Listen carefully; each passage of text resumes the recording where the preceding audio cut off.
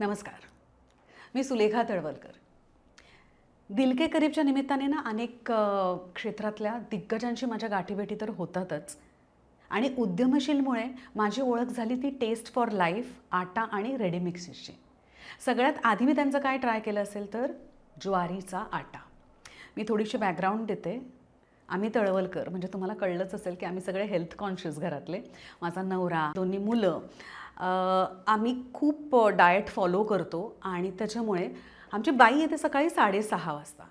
ती सगळ्यांचे डबे तयार करते आणि आम्ही आपापल्या कामावरती जातो. दुपारी 2 वाजता शूटिंगला जेव्हा मी डबा उघडते तेव्हा इतर पिठाने बनवलेल्या ज्वारीच्या ज्या भाकऱ्या असतात ना त्या अशा कोरड्या पडतात किंवा अशा मोडतात आणि मध्यंतरीच्या काळातनं ह्या कारणामुळे भाकऱ्या आमच्याकडे बंद झाल्या होत्या.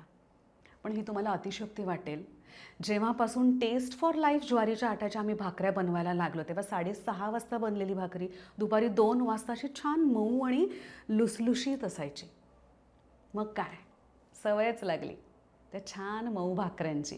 आणि तेव्हापासून आमच्या घरात इतर ब्रँडची पिठं बँड आहेत बरं का.